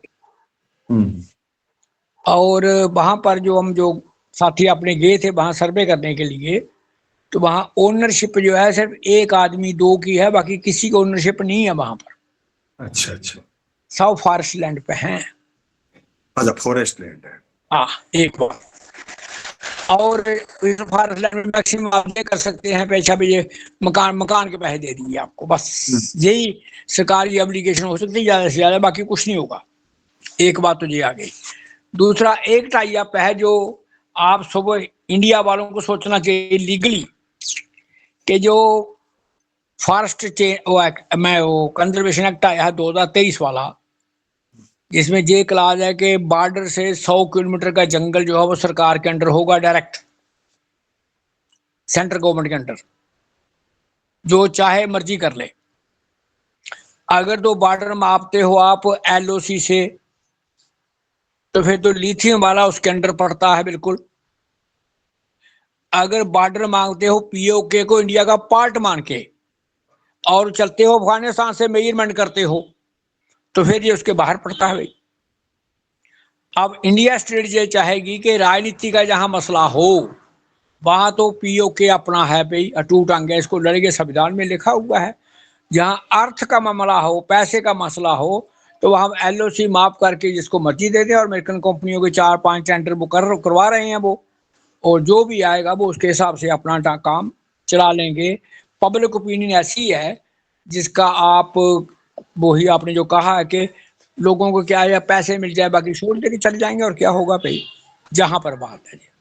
हाँ नहीं, लैंड की ओनरशिप नहीं होने पे मेरे कई से सवाल खड़े हो गए थे, तो इसलिए अब मैं बाकी साथियों को ले लूं। 15-20 मिनट बच रहे हैं मेरे पास में।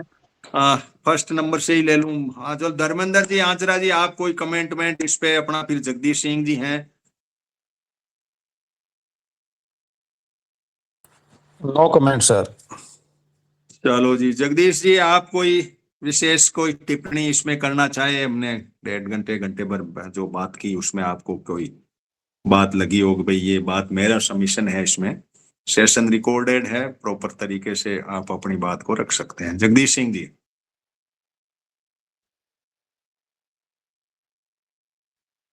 चलो तो फिर मैं आगे बढ़ूं। जसाराम जी, कोई बात आपके दिमाग में हो भाई, किसानों को, आप लोगों के पास पट्टे वट्टे हैं, कईयों के पास है ही नहीं, तो क्यों रोड़े कर रहे हो भाई, बैठे रहो। नहीं नहीं, हमारा ठीक है, मैं तो सुन रहा हूँ, बढ़िया, अच्छा लग रहा है सुन रहा हूँ।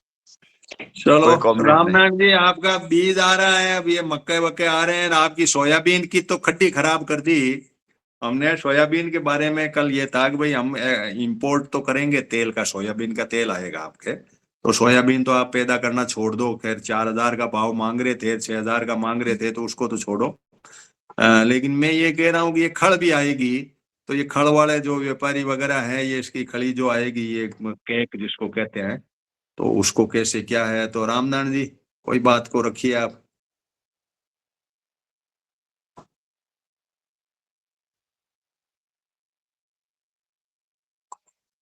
तो रामनारायण जी, आवाज सुन रहे हैं मेरी आप?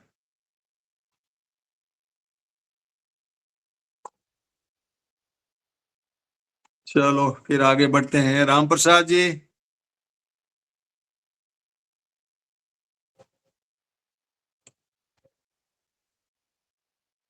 आपका कोई इनपुट इस वीडियो को बनाने के अंदर या इसके ऑडियो को बनाने में कोई हो, तो आप अपना सबमिशन इसमें दे सकते हैं। क्या बात, मेरी आवाज नहीं जा रही है? कि आवाज तो जा रही है, क्या पता नहीं, मैंने कहा कोई ऐसा तो लफड़ा नहीं है जो।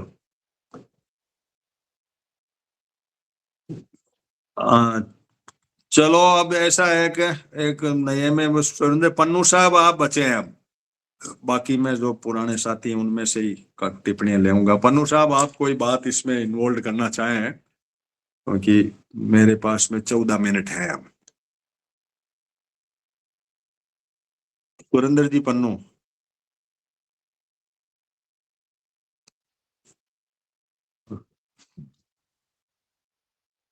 एक और बच रहे हैं, मंगलाराम जी, वदारा साहब, आप भी कोई बात? हम तो आपके सिंसियर श्रोता है। ठीक बात है, अच्छी बात है। चलो पवार साहब, अब आपकी टिप्पणियां काफी अधूरी रही थी, तो अब बताइए, आपके इस देश को विकसित बनाना है मुझे, और कोई मेरे पास काम नहीं है। बजट आपको मैंने सुना दिया सबको कि विकसित के लिए ये है, 53.47 लाख ये है। और अब इस विकसित बनाने में जो रोड़े हैं वो ये है कि युवाओं को तो ये समर्पित है, तो मुझे कहाँ लगा युवा को कैसे समर्पित होगा, ये भी एक चिंतन का विषय है। और इंफ्रास्ट्रक्चर के नाम से, विकसित भारत के नाम से, गति शक्ति योजना के नाम से जो भी प्रोजेक्ट चल रहे हैं, इसको हम करेंगे। और ये जो मैंने लिस्ट पढ़ी थी, उसको शुरू में शायद आप जुड़े या नहीं जुड़े, बजट की जो 10-12 पॉइंट थे, जो मैं वापिस उसको थोड़ा सा रिपीट कर दूं, क्योंकि अब हमें विकसित बना के ही छोड़ना है। एक तो बायो फार्मा का था, ऊपर सुन लिया था मैंने आपका, सुन लिया था मैंने। बायो फार्मा था, रेयर अर्थ था, सेमीकंडक्टर, फाइबर, इंफ्रास्ट्रक्चर बना, आयात निर्यात घटाना है, बढ़ाना है, निर्यात बढ़ाना है, जीएसटी को सरलीकरण, कार्बन का कैप्चरिंग करना है, सिटी इकोनॉमिक है, हाई स्पीड कोर ये बनानी है, बैंकिंग को हमें सुधार करना है, रूरल इलेक्ट्रिफिकेशन का कॉर्पोरेशन बनाना, ये सारा हमारे इस बजट में है। पहले गति शक्ति वो तो चल ही रहे हैं, खैर वो कोई योजनाएं बंद नहीं हुई है। देखो चौधरी साहब, विकसित कैसे बना सकते हो आपके चिंतन के हिसाब से? मैं दो तीन साथियों को ले लेता हूँ 10-15 मिनट में। आप विकसित देश बनाना चाहो, मोदी की जगह आपको रखूं मैं, तो कैसे, क्या इसमें कमी है जो आप बना? देखिए, विकसित जो बनाना है अगर हमें, तो चार हमारे इनका छोड़ो, ये बजट में क्या दे रहे हैं, ये क्या क्या बना रहे हैं, नहीं नहीं पता नहीं, दुनिया भर का जो कुछ भी ड्रामा कर रहे हैं।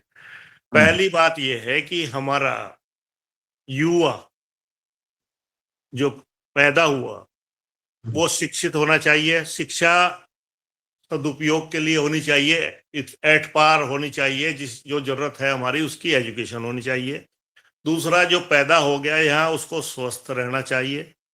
तीसरा, जो पैदा हो गया स्वस्थ है, शिक्षित है, उसका सदुपयोग होना चाहिए। और चौथा, और वो सदुपयोग के लिए फिर हमारी कैटेगरी आती है कि हम विकास काहे का करेंगे, किस किस चीज का करेंगे। हमारे जो जरूरतें हैं, मूल जरूरत खाने की है, कपड़े की है, ये शिक्षा वो तो मैंने ले लिया, स्वास्थ्य दर्ज है, लेकिन इसके बाद इम्पोर्टेंट खाना भी है। और खाना तो फिर वो कृषि ही है, कृषि उत्पाद है।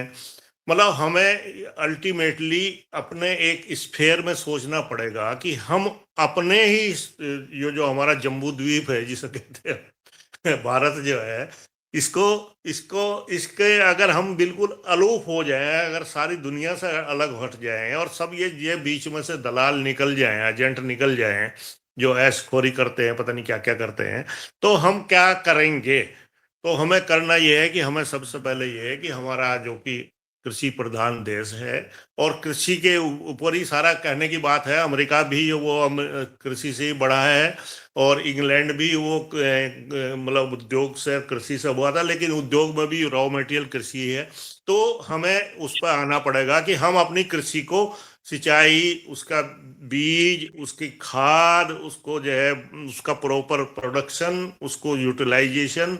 और मैं तो इस लाइन पर हूँ चौधरी साहब, पहले से इस लाइन में, मुझे जरूरत नहीं है किसी को भी, कि दुनिया के किसी भी देश को मुझे कोई अच्छा, सामान नहीं मैं भेजना। थोड़ा सा इंटरवेन करके एक सवाल आपको कहना चाह रहा हूँ जी। कि विकसित भारत का रोड़ा जो प्रधानमंत्री के 1 घंटा और 37 मिनट के भाषण में जो प्रधानमंत्री ने बात बताई, एग्जैक्ट बात बताई, उसमें बीच में तो वो ऐसे वो वोट के लिए कुछ करे, मैं उसमें नहीं जाता, मैं बहुत तीक्ष्ण बात को पकड़ता हूँ। प्रधानमंत्री ने एक तो चैलेंज किया इंडस्ट्रियलिस्ट को कि तुम सुधर जाओ, क्वालिटी सुधार लो तुम्हारी ढंग से, वरना तुम इस प्रतियोगिता में मारे जाओगे। ये इसने जो इकोनॉमिक सर्वे का 16वां चैप्टर है उसमें भी बता दी इन्होंने, और वहां भी भाषण में कह दी कि मैं आप लोगों को साफ कह रहा हूं, भारत के नागरिकों को ये कहा कि तुम स्किल हो जाओ। स्किल का प्रोग्राम जो लॉन्च किया इन्होंने, इंडस्ट्री वालों ने और कॉलेज वालों ने मिलकर उसको फ्लॉप कर दिया, वो भ्रष्टाचार की भेंट चढ़ गया, इसके लिए एक बच्चा हुआ नहीं।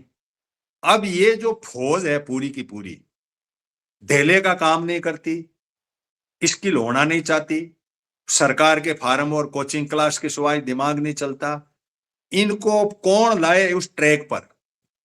सबसे बड़ा रोड़ा ही यही खड़ा है। 65% युवा या तो नशे में या वो नाच छोड़ो, कूद में चले वो पड़े देखिए जो या हमारी रील बना रहे समस्याएं, हैं। तो वो समस्याएं तो समस्याएं हैं वो भी। देखिए, हम बिल्कुल ये मानते हैं कि भाई आवश्यकता आविष्कार की जननी है। जिस दिन आवश्यकता होगी, प्रॉपर टाइप से मैनेजमेंट होगा, तो स्किल डेवलप होगी, पहली बात। दूसरे ये है कि उद्योगपति की बात सही है, उद्योग से एम्प्लॉयमेंट होता है और एम्प्लॉयमेंट ही डेवलपमेंट भी होता है। लेकिन उद्योगपति की नीयत और बस वो झगड़ा वही है। नियंत्रण उसके ऊपर, नियत किसी की ठीक उद्योगपति की हो ही नहीं सकती, उसका प्रॉफिट ही होता है, लेकिन नियंत्रण से वो उसको लिमिट में रहना पड़ता है, और वो उसका हमें सदुपयोग करना चाहिए। ऐसा नहीं है कि वो उद्योगपति को अगर बगैर उद्योग लगाए हम विकसित तो हो नहीं सकते। ये तो बात सही है कि उद्योग लगाने हैं, लेकिन उद्योग के सरकार ने नियंत्रण नहीं रखा ना, चंदा लेके सरकार तो वोट लेने चली गई, नियंत्रण, सारे बच्चे फेल फ्लॉप हो गए। यही यही यही इशू है, फिर वही आ जाता है राजनीति पे, मतलब पॉलिटिकल डिस्कशन आ ही जाता है। लेकिन ये है कि अगर हम उद्योगपति के लिए सरकार काम करने लगेगी तो नियंत्रण कैसे? वो तो उल्टा नियंत्रण हो गया, सरकार के ऊपर उद्योगपतियों का नियंत्रण हो गया। ये तो हाँ, उल्टा है, ये उल्टा है। उल्टा। जबकि नियंत्रण उद्योगपति के ऊपर, सरकार मतलब जनता का होना चाहिए। सरकार भी नियंत्रित होनी चाहिए जनता से, सीधी सी बात है, सरकार जनता से नियंत्रित होनी चाहिए। और नियंत्रण करे उद्योगपतियों के ऊपर। और जो है एक्चुअली हमारी योजना वास्तव में हम सही में जहां मतलब हम ब्यूरोक्रेसी में आईएएस को मानने के साथ सुपर है, वो ब्रेन है, पता नहीं क्या है, दिमाग खराब है, बिल्कुल सत्यानाश है, कतई खत्म कहानी है जो आईएएस है, वो सब सारा नाश पीट रहा देश कर का। उसके बाद जो है जो एमबीए कर आ रहे विदेश से वो नाश पीट रहे हैं, वो उद्योगों का नाश पीट रहे हैं, उद्योग कोई सक्सेस नहीं है, बड़े बड़े चित होते हैं, मरते रहते हैं, गिरते रहते हैं। हम जो विदेश में से मतलब चूंकि हम जमीन पे हैं ही नहीं, ना हमारा ब्यूरोक्रेट जमीन पे है, ना हमारा जो मैनेजमेंट है उद्योगों का वो मैनेज जमीन पे है, ना हमारी सरकार जमीन पे है। अभी हमें जमीन पे तो आना पड़ेगा, आ जाएंगे मेरा चलो ये बिल्कुल मानिए। सुवालाल जी, आप क्या सोचते हो? मेरे पास में अब 7 मिनट हैं, 7 और 2 9 मिनट हैं कुल। तो एक साथी को और बीच में ले लो, वो कुछ रामनारायण जी कुछ कहना चाह रहे थे। हाँ, रामनारायण जी कुछ अपना संक्षिप्त में बात कह दो, फिर सुवालाल जी से मैं समअप करा देता हूँ। कोई विशेष टिप्पणी हो तो हैंड रेज कर दो, फिर सुवालाल जी इसको पढ़ेंगे कि विकसित भारत में बजट है, हम विकसित भारत कैसे करें। हाँ, बोल दीजिए।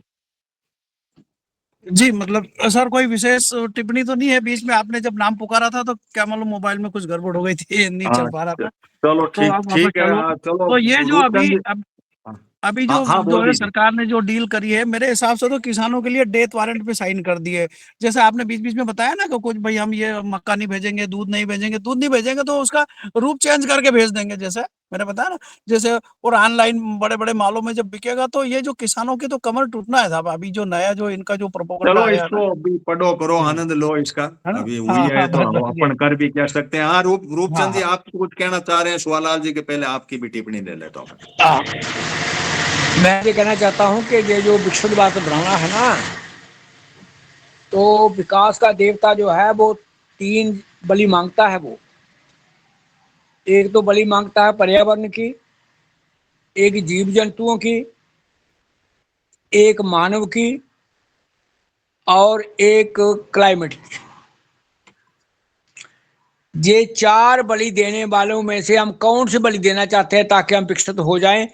अगर मुझे जगह दी जाए ना प्राइम मिनिस्टर की जगह, पहले पर पीपल से रेफरेंडम भी यही कराऊंगा कि अगर आपने विकसित भारत बनाना है तो ये 4 चीजों की बलि लगेगी। इन 4 में से आप किसकी बलि देना चाहते हैं जिसके आधार पर आपका विकास किया जाए?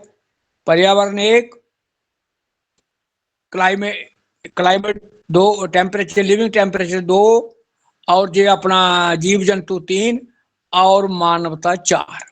चारों में से किसकी बलि देनी है, ये फैसला आप कर लो, विकसित भारत बन जाता। धन्यवाद। चलो सुवालाल जी, आप यूथ के बीच में रहते हैं, यूनिवर्सिटी में रह रहे हैं और पूरा नॉलेज भी रखते हैं।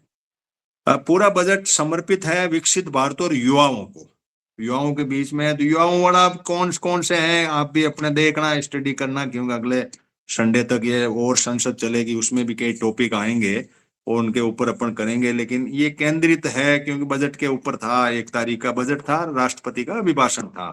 तो अभिभाषण में तो प्रधानमंत्री ने जो बात कही मैंने आपको बता दी कि भैया चीजें विजें ठीक कर दो। वो अमेरिका वाला और ईयू के जो समझौते थे उसके ऊपर वो 15-20 मिनट बोले कि मैंने ये कर दिया। और कोई देश यदि डेवलपिंग कंट्री के समझौता करता है, कोई डेवलप्ड कंट्री, तो ये सौभाग्य होता है। तो मेरा भी ये सौभाग्य माना उन्होंने। मैंने एक वीडियो भी बनाया कि इसको अपने सौभाग्य नहीं मानना चाहिए। किसी से चीज लेनी सौभाग्य थोड़ा ही होता है, उधर लाओ कैसे ही लाओ। सौभाग्य तो वो हो कि खुद बनाए तो सौभाग्य कहलाता है, लेकिन उनका सोच था। अब मुद्दा ये था कि भाई उन्होंने ये चैलेंज भी किया कि भाई आप लोग जो है कॉरपोरेट को कि आप क्वालिटी समझाओ, ये क्वालिटी कंपटीशन करिए आप, वरना आप मारे जाओगे, आप जानो आपका काम जाने। यूथ को भी कह दिया कि आ जाओ मैदान जंग, आपको अपना करना है। सर्विस सेक्टर को यदि संभालना है, आप 65% हो, आपके भरोसे देश है, आपके सारे चलेगा और आप करो। अब करने के अंदर इनको भेजा स्किल करने के, तो वो मामले फ्लॉप हो गए। अब स्किल कोई है नहीं, सब अपने अपने तरीके से कर रहे हैं। ऐसी पोजीशन पे हम क्या सोच सकते हैं, हमारा मंच, हम लोग क्या इस पे अपनी टिप्पणी कर सकते हैं? सुवालाल जी। देखिए, जो बजट विकसित भारत और युवा किसान सैनिक जो उन्होंने बताया है, देखिए ऐसा है कि बजट के आधार पर ये तो पिछले 10-11 साल में ऐसा कुछ हो नहीं रहा है। बजट अलॉट किया जाता है, लेकिन जब कहीं किसी स्टेट में चुनाव आता है तो डाइवर्ट किया जाता है, उसी बजट के फंड को ही एक तरीके से चुनाव पहले इस वोट पाने के चक्कर में डाइवर्ट कर दिया जाता है, तो फिर वो बजट होता ही नहीं है लागू। ये कोई नई बात नहीं है, पिछले 10-11 साल में ऐसा हो रहा है। दूसरा यह है कि इस बजट तो एक ऑफिशियल गवर्नमेंट दस्तावेज होता है, लेकिन पिछले 10-11 साल में इस देश में बजट के अलावा गवर्नमेंट पब्लिक डॉक्यूमेंट के अलावा जो एक तरीके से इनफॉर्मली रूप से, बैकडोर से, क्लोज दरवाजों से, कॉरपोरेट के रूप में जो पैसा देश का जो टैक्स का जो पैसा आता है वो जिस तरीके से यूज हो रहा है, एक्सपेंडिचर हो रहा है, दिया जा रहा है, उस पर चर्चा नहीं हो रही है। बजट तो एक हम क्या कह सकते हैं कि देश की इकोनॉमी का बजट तो सिर्फ 10% है। बाकी जीडीपी का तो सिर्फ 10% बजट है, बाकी तो कहाँ हो रहा है, कैसे हो रहा है, उस पर चर्चा हो। दूसरा पॉइंट मेरा ये है कि युवाओं को खाली ट्रेनिंग देने और स्किल देने से युवाओं की समस्याएं दूर नहीं होगी। ये जो बजट में है खाली ट्रेनिंग और स्किल, एंटरप्रेन्योरशिप, ये शब्द जोड़ दिए जाते हैं, जिनसे कोई फर्क नहीं पड़ रहा है, युवाओं की कोई स्थिति में बदलाव नहीं होगा। किसानों को कैश डोज देने से या किसान निधि के माध्यम से पैसा देने से किसानों की समस्याएं दूर नहीं होगी। मजदूरों को सोचिए कि डोमेस्टिक हेल्पर वर्कर के नाम पर भी ही देश में कानून नहीं बन पा रहा है कि उनकी एक तरीके से प्रतिदिन जो आवश्यकता है कि जरूरत है उतना तो मजदूरी उसको मिले, डोमेस्टिक वर्कर, उसमें भी सुप्रीम कोर्ट भी पक्ष नहीं ले पाता है डोमेस्टिक वर्कर या हेल्पर जो होते हैं। तो मजदूरों की क्या स्थिति होगी? अभी तो मजदूरों के कानून देखे हैं कि इस बाकायदा सुप्रीम कोर्ट कह रहा है कि मजदूर यूनियन जो होती है वो ही इस देश के विकास में सबसे बड़ी बाधा है। ये जो माहौल बनाने में, माहौल खराब करने में सबसे बड़ी बाधा है। तो फिर विकसित भारत किन से बनेगा? किसानों से ही तो बनना है, युवाओं से बनना है, मजदूरों से बनना है, और सैनिकों का तो ये हाल है कि अफसर जो है 5,000 अफसर ही, खाली मैं इंडियन आर्मी का एग्जांपल दे रहा हूँ, मेरे अंडर में पीएचडी करते हैं इंडियन आर्मी के ऑफिसर, ब्रिगेडियर कर्नल तक में पीएचडी कराता हूँ। हाल ये है कि 5,000 पद ऑफिसर के खाली है।